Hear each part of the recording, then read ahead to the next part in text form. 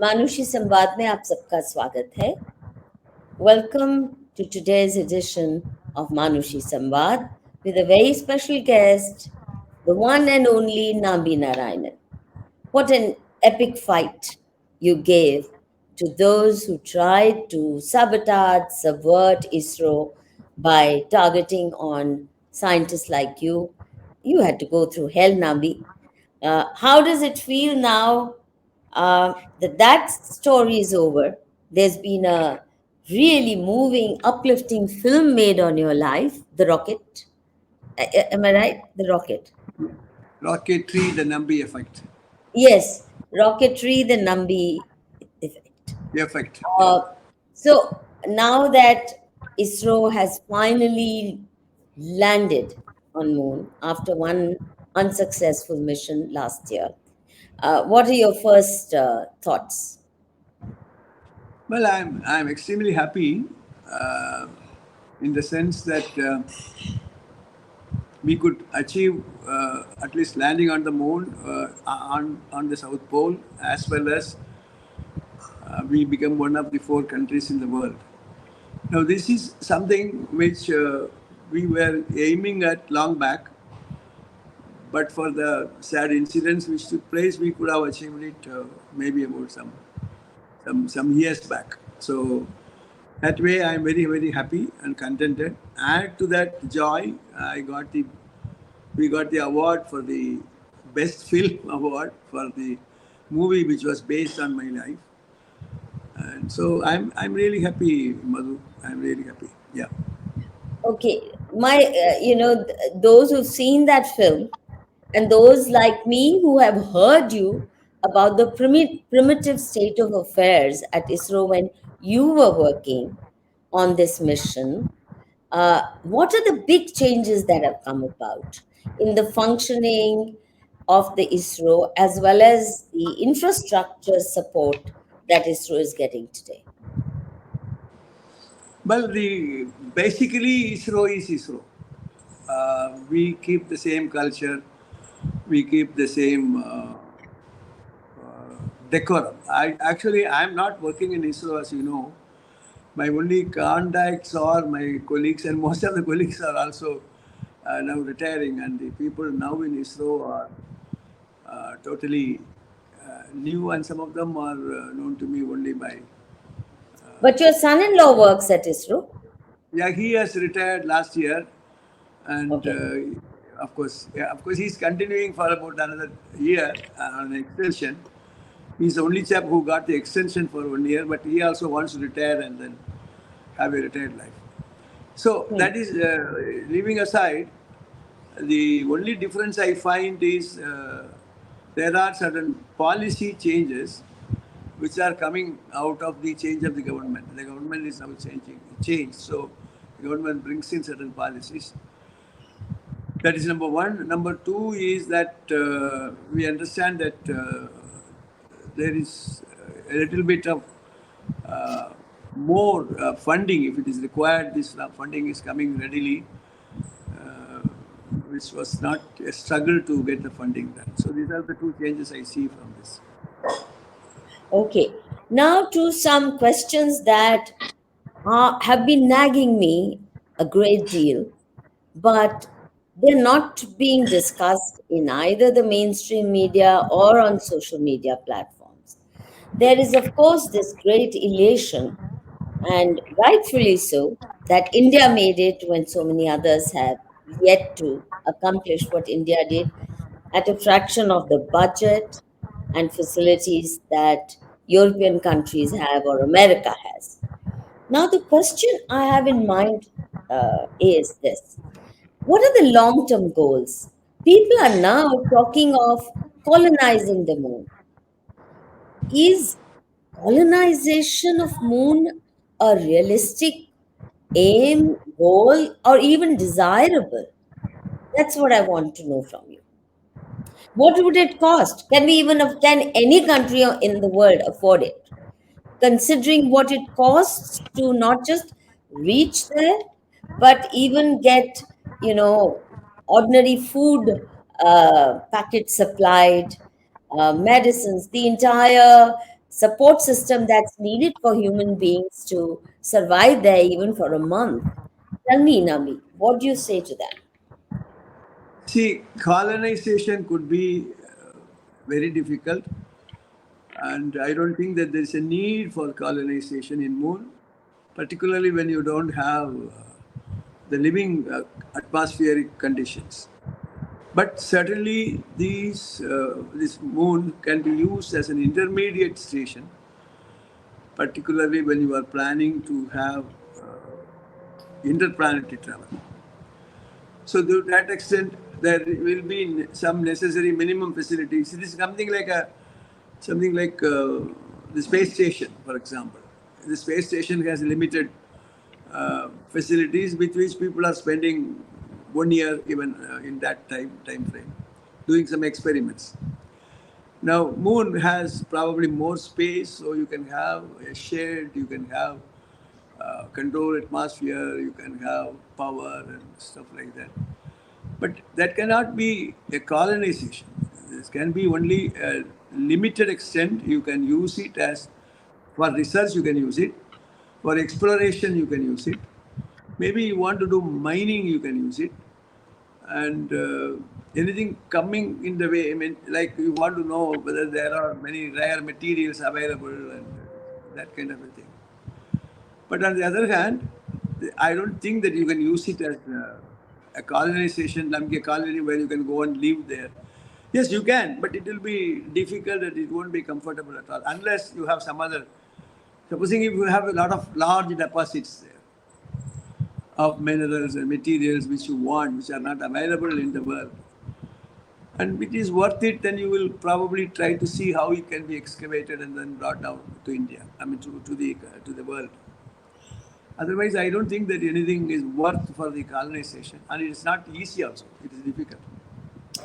It's not easy, it's too expensive, life there is unsustainable, and yet people are talking about, oh, water may be available since there's ice, large ice deposit, so we can convert that into water, we can even convert that into electricity. God knows what kind of plans. Now, what really concerns and worries me is this conquest mentality. It hurts me even when people talk about conquering Mount Everest. I mean, just going up, climbing with great effort, um, that one peak, and you think you've conquered it. Now, this mindset of conquest, very typically Abrahamic mindset of conquest, and see what human beings have done to the planet in their quest for conquest, treating Mother Earth as a resource to be exploited. Our rivers are a resource to be exploited. Mountains, what's under the soil, it's only about mining and minerals. But look at the mess we made of the planet Earth, Nambi. Now, that's all, that's what we want to do to the moon, to other planets. What have we got to give them? I think this is a question scientists should be asking. What do we have to give them? Only garbage? We will carry plastic, we will carry all kinds of equipment and then leave it there as garbage, then set up recycling factories. And what are we going to do? What have we done on Earth that we want to replicate on the moon? These are two different issues, Madhu. You are concerned about the damage we have done to the environment, to the ecosystem on the earth. Yes, I share your concern. But that doesn't mean that you should not go to moon or you should not go to Venus or you should not go to space station. See, this is exploration. This is you are trying to see what is available, how it's trying to understand the universe and try to exploit it to the extent possible. And it could be useful. It may not be useful. See, for example, U.S. when they tried during those years, some so many astronauts were sent to moon, but afterwards, for the past 50 years, they have stopped going there. They didn't go anyway. Now they are picking up again. Now, the question is they must have thought it is not worth it or it is not worth the expenses. Or maybe it's not needed. That kind of a thing they must have thought. But leaving it aside, your interest in protecting the environment of the earth is something different, which you tackle it. If you can't help it, then it's a different issue. You struggle and you fight and you do something about it. But that doesn't stop you from going to moon and further explore. But why do you think that we will put the garbage in the moon? And of course, moon itself is not going to become a colony, as I told you. Then when you start life afresh, probably you will not do the same mistakes as you have done in the earth. So you will be careful in collecting the garbage and then treating it or trying to bring it back into earth or something like that, which we don't know. Right now, what is done is that we have understood you can land in moon. Now you have to plan what kind of job you have. That depends on the experiments which you have planned now. So it's a long way to go. Nambi, I understand the need for exploration. And yes, the human mind wishes to unravel the great mysteries of the cosmos, the universe. That is perfectly understandable. But beyond a point, um, this whole business of trying to exploit its resources, the point I would like to emphasize is now, our Rishi, I'm sure you will agree that our rishis, munis, the entire knowledge of the cosmos, the distance of the sun from earth, distance of the moon, all these things have been discussed, have been enumerated in our Gyan Paramparas. Um, it's not that we were absolutely unaware of, though. It's not like Europe, which thought the earth is flat and the sun and the moon go around it. We had this cosmic knowledge, and that curiosity about the cosmos, to understand its mysteries and its secrets, I fully endorse. But to talk about exploiting, we've had a reverential, traditionally, the Hindu Gyan Parampara brings reverence for Mother Earth, for every manifestation of life, for nature, for rivers, for mountains, for sun, moon, all these grahas.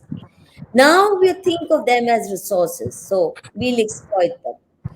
Does it make sense? You don't even know what the implications are. Like, for example, the kind of mining activity that is taking place um, on Earth, it has devastated lives. It has devastated environment. Not that mining didn't take place thousands of years ago in India. It did. But now it's madness. What we've done to our rivers, it's madness. They're not rivers anymore. They are flowing sewage. I mean, Ganga is today, by the time it reaches the plains, it's sewage. Yamuna, by the time it reaches Delhi, Mathura, it's sewage. There's no water in it. Now, is this, we don't seem to be learning. We seem to be carrying the same mindset for going to the moon and other planets. We want minerals, rare minerals, as if there are not enough resources we've already used, abused, messed up with on Earth. Madhu, you are overwhelmingly annoyed or irritated, or even I would say you feel so sad about what is happening to Mother Earth. I endorse that view. But in what way you can help it? Forget about uh, the world. Even in our own country, there are abusing. We are cutting the trees, we are breaking the hills, and so on and so forth. Now, you can make your voice loud and clear, but could you help it from not doing it? In the sense that environmentalists are sometimes mocked at. They are not listening to them anymore. So that way, your helplessness is what matters, and that is what makes you to talk this much on the exploration. This exploration, you detach yourself from this, and then try to understand in what way you can explore your Upanishad, your Puranas, whatever they give, is not sufficient for you to digest and then proceed further. For you to understand, it is better that you know yourself directly what is happening. So that way, see, one option is you can close your eyes and then keep quiet and then fight the exploitation of Mother Earth in this world, and then continue to fight, and then don't worry about any other planet exploration. Another one is, even for you to fight, one hand you fight the abusing people in the earth. Another hand, you also try to explore and join the team which is going there. Now it's only three. Now we are, including us. Now we are going to be fourth country. So we will have a say in those matters. So we will be a part of the thing. We will at least be there to not to allow these people to abuse whatever is being talked about. So that way, I look at it in that way only. And of course, we have not done anything other than landing on the moon. It is only to check our ability to land on the moon. Now there is a detailed plan which is required. But this is what I have been telling, that you need to have an international approach for such matters. It is not left it to ESA or the NASA or some countries like Indians or Russians. But the point is, in fact, you need, even in UN, you have a chapter which is for outer space, for peaceful purposes. I find it sometimes it is only on paper. It is not really. I guess debris are there in the outer space. Why are you talking about this much on the moon landing? Why don't you address the debris in space, which are Yes, just I free feel land? very concerned about it, Nambi. Yeah, Why yeah. are scientists not paying sufficient attention? Now, you know very well how people have already started selling plots on the moon. I mean, to me, the idea is so absurd. You can't breathe there. Just to carry enough breathing material from Earth is not going to be easy. Am I right? Then tell me, what would it cost for two persons to be sustained on the moon for 1 month? I wouldn't know. I wouldn't know, but I can only make a guess from the fact of the space station's cost. You Yeah. assume that it is a small space station which will be put into moon. I don't know, but that is immaterial, Madhu. It doesn't answer your question. Hmm. But what I feel, you are asking what scientists, why scientists are doing this, why scientists are not doing this. I don't think that the question should be asked to the scientists. The question should be asked to the policy makers of not only our government, but with respect to the international body. The right place is UN. So if it is, can be an effective questioning, then something can be done. See, even I don't know whether you recall that when the Americans landed in moon and then the Russians were there, they were talking that what can be done to the moon. Those whoever has gone, the moon belongs to them. It is something like a convention, in the earth. You find a tiny island which is not claimed by anybody, then it is yours. If you happen to see for the first time. But the same thing doesn't apply to moon. It came and in the process, I understand. America wanted to say that this belongs to those who have already gone there, and the Russia wanted, no, we have to say that moon is the property of all the human being in the world. So that is how a treaty was written in the UN, and now it's going to be 50 years or more. Maybe the treaty is valid or invalid, I don't know. And there are other laws passed by individual countries treating things in their own style. So it is a question to be addressed to globally. I'm sorry that it doesn't address only to our exploration. We are only one of the people who went there, and that too peacefully. And we have done that job very efficiently as a minimum cost. Yeah. No, we are all very proud of that, Nambi. There's no doubt about it. And I'm not one bit suggesting that we stop this exploration. It's better that we are ahead of them. I'm happy if we are ahead of them, and we can then start setting norms. We can start demanding that we don't do to the planets what we've already done to Mother Earth. We act more responsibly. Now, people are already talking about Star Wars. I mean, it's not new. um, uh, s- setting a station there makes sense for further explorations and understanding. But mining there or storing deadly weapons, to me, is madness. It's like, the father of the nuclear bomb. Once he saw the results of what his bomb had done, he wasn't happy. I mean, at one level, yes, big achievement, but what an achievement. So I'm saying, I hope we are not doing or planning to do with the planets such tampering which will actually disturb the cosmic order in ways that are not even in our control. Firstly, even the earth, what we've done to Mother Earth is not in our control. Now, deforestation leading to landslides, the kind of floods we are witnessing, global warming, even that is not in anybody's control. You can see that the best scientists of America are not able to control the kind of fallouts of global warming they are witnessing in their part of the world. They don't care what happens to us, but it's happening even in their part of the world. When you don't have control even over forces you unleash on Mother Earth, why this arrogance that you want to go replicate? That mindset became very evident in all TV debates, in all discussions on the potential that moon offers us, rare minerals. We'll get those resources which are not available on Mother Earth. Kya, what isn't this madness? You don't know what the impact of mining on the moon will be.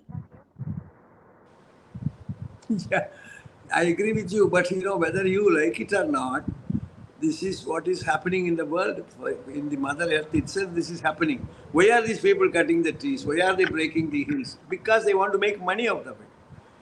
So here it is money, there it may be the material. Again, it will bring back money. So they will calculate whether it is worth it, and if it is it's very likely that sometimes it could be very highly profitable. And then in which case the mining will start in moon. I personally believe that unless you have an international understanding, I don't know whether you are aware, sometime back I remember two things. One is a friend of mine who was working in NASA, his name is Jim McBride. He got consent like what you were talking about. At that time, Armstrong was on the moon, and then they were talking. So he said, no, I am going to retire from this entire service. I won't be a party to this exploration.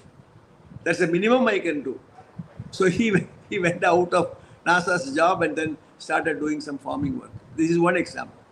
Another thing is, of course, when he said this, there was a talk which was on the newspaper. They were thinking of how to make use of moon, and one suggestion was, if you break the moon into three pieces, there will be three moon number one, two, three, in three different sizes, and they will do this, that, that. You see, these are idiotic or excellent ideas which are being put forward by some can I say some crack buggers. So it happens. You can't help it. You see, this is one part of it. So my point is, I think you should do is you should move in such a manner. Maybe our country can do something in the UN to see that regulated, understood, well-planned approach should be there as far as the moon exploration is concerned. But I don't think it will be possible. It will be difficult. It is not a small job. For example, I am aware that whatever we are talking about, for example, I don't know, we are not supposed to fly over somebody else's territory while launching satellites. This is a law. But are you sure that you are not being overflown by people at a very high altitude?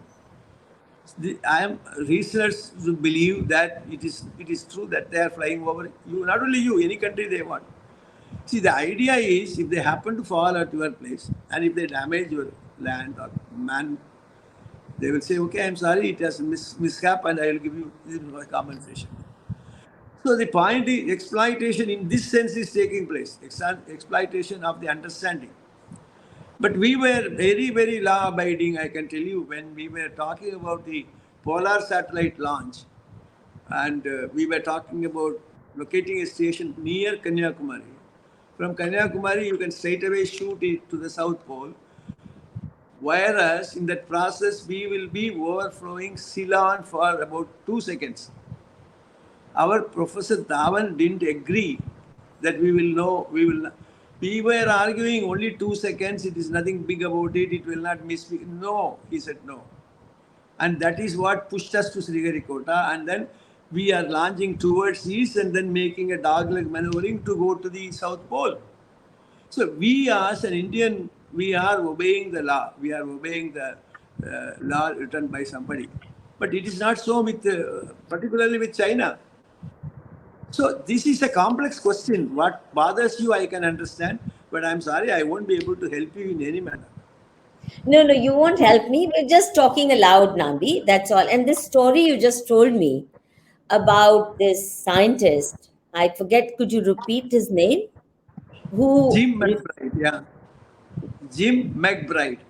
no, no, the Indian scientist who didn't want to fly for 2 seconds Ah, over okay, that is Dr. Professor Sadish Dhawan, who was the chairman of ISRO. Satish Dhawan. Okay. Yeah. Now, Professor Satish Dhawan taking such an ethical stand. To my mind, this is one of the most impressive stories I have heard in a long time. And I'm going to explore on this issue further, get to know about him better. The point that I'm trying to, this is just, sharing my concerns with you. We are not going to come to conclusion. My concern is this: the Abrahamic mindset is all about exploitation, loot, and plunder. Wherever they went, they have caused devastation because they have no reverence, no gratitude for any either human beings or for Mother Earth or for the bounties of nature. They're ruthless. The Abrahamic mindset has only promoted loot and plunder.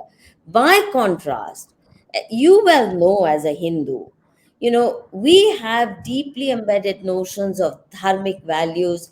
Even when you do business, yes, you think of profit, yes, you think of generating wealth, but you don't do it in adharmic ways. And that's why you worship Lakshmi, but we also worship Saraswati. So your Vivek remains active all the time. So it's not by any means fair or foul. That's not been our tradition. And the relationship to the divine, to nature, to the cosmic forces has been one of both curiosity, knowledge seeking, as well as reverence. The point that I'm trying to make is, if profit motive is all that will govern humankind following the Abrahamic mindset, then we are actually nearing towards extinction. Look at what the pharma industry is doing. It is pushing vaccines and medicines which are harmful. They don't care.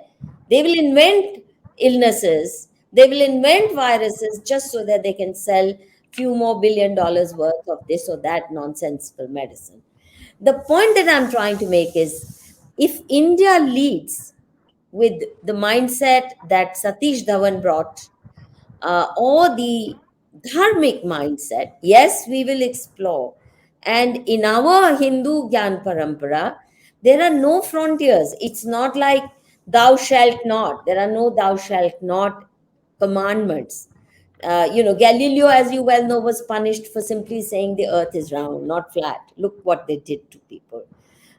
Similarly, the Islamic mindset is you shall not alter even, and their sacred texts have such a weird notion of what the planet and the cosmos is all about. We have never done that. We have been open to knowledge frontiers, expanding them forever. But the question, it can't be the laws that the Western world writes for us because they are unethical. They are ruthless. They've been so destructive. I'm saying we need to, as scientists, need to also take into account the dharmic ethical code when doing explorations and show the world a new way of dealing with opening the frontiers of knowledge. That's my point. We can't just do what they are doing and say, we'll do it better than you, but we'll do what you do better than you or less expensive than you. I think these Yeah, ethical questions, these dharmic questions, need to be in the forefront among the scientific community, at least of Bharatvarsh. I wouldn't even say India because India is too westernized. The mindset is also westernized. I'm saying we should try to outperform them by all means, as we did for millennia. We were actually leaders in knowledge, uh, in Gyan Paramparas, in every field, even production. But we did it without abandoning dharmic values as the foundation rock of societal organization yeah, or I agree human with you. behavior. Yeah, yeah, I agree with you. So, can we? No, you agree with me, but do you not think that the kind of idiot ideas, Star Wars, for example, will take us towards extinction, the human race towards extinction? No, what I am trying to impress you, which I am sure you are aware, that I just cannot say that I don't agree with you. I agree with you 100%. But the point I am making, which is different from what you are making, is that we, in the sense, either you take ISRO scientists or you take people like us, ordinary human beings, we have no say on this and we have a goal. That goal is set by the policy of the government. Now the government can take it up and then make it as you are sounding more reasonable. But my point is, even when you make such an attempt, I am not quite sure whether you will succeed, because that is the kind of Kali you are traveling today. So you, you cannot help it. That's what I am trying to impress. I'm fully in agreement with you that what you and I say is not does not matter. But my point is, Nambi, you are not an ordinary person like me. Okay? Because they'll say, what do you know, Madhukeshwar? You don't even know how to spell space, so you shut up. And I'll have to. But you not. You know. And you also know the consequences. I'm saying the scientific community needs to take a lead.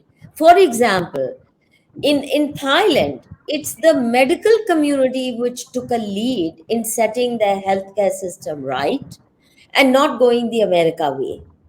It's the medical doctors, leading doctors who did it. And today, I think Thailand, for example, has one of the better medical systems. I wouldn't say best, but certainly better. Similarly, but in our country, the medical profession behaves like organized mafia. They're not willing to look at the harm they're causing. I'm saying the scientists in this case, because they have the knowledge, need to take the lead in defining ethical questions and saying, thus far, no more. We better not let the politicians run amok because politicians are not usually the best informed people, right? They are the most power hungry people. That was not the way power needs to be or should be organized. So if scientists don't start raising questions, warning scientists in time, which they're not doing, like the use of so many chemicals in our food, plastic. The scientists ought to be worried about these things. They should be the ones ringing warning bells, as also with the space mission, because the politicians are already ready for Star Wars, using, they're talking about stocking weapons there. I mean, should scientists not say, no, that shall not be? We will not assist you in this. And Indian scientists in particular, because we at least know what it is to live ethically. At least that's part of our Gyan Parampara. The West doesn't know Yeah, it. yeah, yeah. Yeah, I told you, you are right, but the problem is, I again say that it is not possible. Even if I, for example, if a scientist doesn't like the way in which these are going, all maximum he can say is he can follow the footprint of my friend, get out of this business. But they will find out some other scientists who will listen to them. But the point is, it is necessary to have an international approach and then try to solve this problem. Fully agree with you there. But international approach will come only when we have a national approach. And in national approach, we better use our own ethical norms rather than borrowed norms. What we tend to do is, in every matter, we tend to borrow the standards that the West sets. And then we think, now we've arrived. If the standards of academic research have been set in Harvard, well, we've arrived. No, they set very bad standards. They've actually led humanity towards many disasters. And I'm saying, we in India, if Indian scientists who are, like all your scientists, people are very upset that all scientists of ISRO went to temples to pray, to invoke the blessings of the divine. They found that very odd. They found it all very odd that our women scientists were dressed in their best Kanjivaram saris. They think that they should be wearing corporate suits and all those Western dresses in order to look professional. uh, Most Westerners were surprised that women scientists can dress up like that in India. So I'm saying our scientists are still rooted in dharmic values, which is why they thought it necessary to seek the blessings of the divine forces for the success of this mission. Similarly, to define the ethical norms that will govern our scientific exploration, unlimited exploration, but some ethical norms are sidewise continuing to govern action. You don't think that Indian scientific community is capable of or desirous of doing it? Yeah, actually, just to give you the example which I gave you, since you raised the name, Professor Satish Dhawan is a person who really made the blueprint for ISRO's activities during his time frame. I think he came into ISRO during the year 1972, and he was there for about 12 years. 12 years he was there. He's the one who drew the blueprint. I'll tell you, ethically, we follow everything. See, in that process, we are losing our benefit. For example, we do this eastward launch and then moving towards south. In the process, we lose something like 30% of the payload. But still, he said, no, I will not overfly. I will go only and do this. So, what I'm trying to impress you, we as a country, we are following ethically what is right and what is wrong. But again, that is not sufficient. So let us assume that things will move in the direction which you wanted. Because everybody is bothered. On one hand, they are interested in doing exploitation of mining and all kinds of things. On the other hand, they themselves know that they will be going for destruction of themselves. So this is what will bring in some peace. Sure. I'm glad to hear that. And I want to know my last question to you. Are there Satish Dhawans guiding ISRO's or scientific destiny of India today? Are there many other Satish Dhawans that one can follow, one can talk to?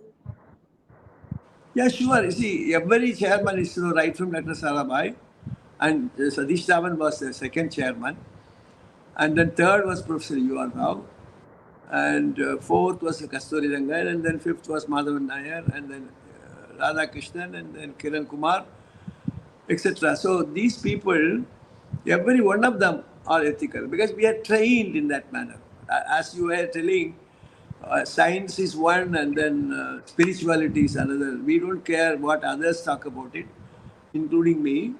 We just pray and at the same time we do our job. So that way they are ethical, and till date they have not violated any law with respect to space, or to the No, best we of have our to ability. start making laws. Nambi, it's not enough that we don't violate laws, but we have to start Yeah, defining what constitutes. That's one. they are going Secondly, to. Yeah. I'm very happy to hear, really happy to hear this. Now, no, one more question. Now that you mentioned Vikram Sarabhai as the founder of this space missions, the founding father, uh, it's widely believed that he did not die a natural death, that it was part of sabotage of the kind they did with you. They tried that Vikram Sarabhai was also eliminated. And so many of our scientists, including ISRO scientists, have died mysteriously. What do you have to say on that? And we don't know the truth yet. You see, this is something which is not only controversy, but it's a question of uh, the stand which you want to take. For example, take Dr. Sarabhai's death. Well, he was a healthy person. He was only 51 when he died, and no known diseases. And he went to bed at 11 o'clock, and next day morning we found him as a dead person. Now, what I would imagine is that at least his body would have been, at least you should have done the post mortem, minimum, just to say. But that was also not done. And it was reported as normal death. I don't know, it is difficult to believe a person who was the chairman of atomic energy as well as space and young scientist, 51, no, etc., etc. Now, what do I do? What do people like me can do on this? We cannot do anything other than cry and No, Nambi, maximum. no, no, no, no, no. You didn't just cry, you fought back. Look at your own historical Yeah, battle, but big there battle. are two things. Yeah, Madhu, there are two issues. One is, in one case, it's a global issue. It is a national issue where you have to take the pain of leading an agitation and a struggle. Another case, it was my personal matter where I was accused of doing some criminal activities where I have to say, right, I don't have to lead. I have to fight alone. I could fight alone, and that too not for 1 or 2 years, some 28 years. It was a long battle. I have lost maximum of my life in that process. But the point is, yes, I have no choice. I was forced to fight and to get the justice. But the other issue, what you are telling is right. But I think it is going to be difficult. You see, even today, I don't know how many people have raised this issue. It is something like a silent observers, or can you call it a silent majority? It's just keeping quiet. No, but so many scientists have died, right? ISRO scientists have died as mysteriously as Sarabhai. Now, these are things that should bother the scientific community. They should be raising hell for their own safety because all of them are engaged in cutting edge research with enormous consequences. And there are forces globally that wish to destroy our capabilities. So, every scientist in that sense is, is marked. Every major scientist or people in key positions. Now, this is something even in pure self interest, scientists should be fighting. Why was Vikram Sarabhai's body not given a post-mortem? Why was the cause of his death not ascertained? Why did the Indian government become complicit in hiding these facts? I mean, it's like Shastriji's mysterious death. Now films are being made on his mysterious death, and very serious questions are being raised about it. There's so many. Netaji's mysterious death or disappearance. We can't be a country that is shoving under the carpet these very harsh facts, these very worrisome facts that have national security implications, as well as implications for the lives of very key people who are national treasures. Vikram Sarabhai was a national treasure. You are a national treasure. That's why they targeted people like you. Yeah, I agree with you, but I don't think that I have any more comment other than what I have already told you. And years have passed. I think he died in the year 1971. I remember the dates, December 30th, and that's what it is. You should. That's how they told me. So you're saying other people will have to raise the voice because scientists are, the government of the day will crack down heavily if these inconvenient facts are brought to public notice. So this will have to be taken up by people from outside. Is that the message, really? Which is an I don't. important message. I don't know really. I don't know really in the sense, but something is fishy, and it is not possible for individual scientists to do something on that. It is only possible by the government concerned, and they alone can look at it with more clarity, and then maybe they have, or I don't know, they must have understood there is nothing suspicious about it, and so they have not proceeded against, or they just didn't want to probe into this matter further. I don't know. Honestly, I don't know. Well, Nambi, I'm so happy that at least you managed to get vindicated in your lifetime, even though your career was destroyed. And at a point when you were nearing the peak, they hit you so hard, and so many others who collapsed and kept quiet. But you at least got vindicated in your lifetime. It's not like Shastriji's mysterious death, where films are being made on his life and the mysteries of how he suddenly, he was killed, he was murdered.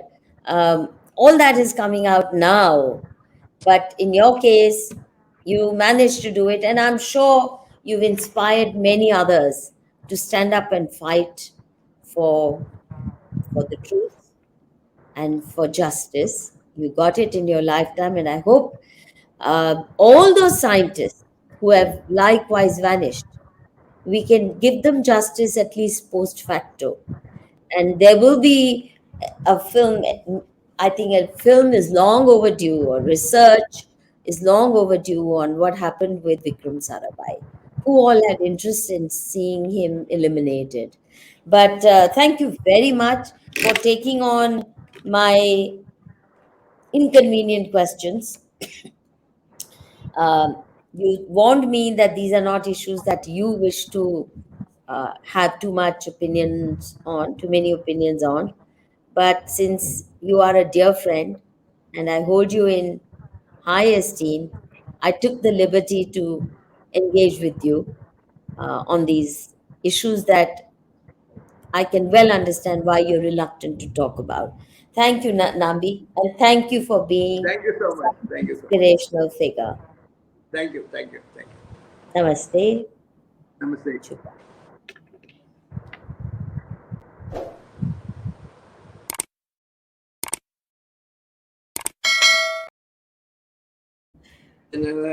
Narendra மோடிக்கு இவ இவ இவ யார் தெரியுமா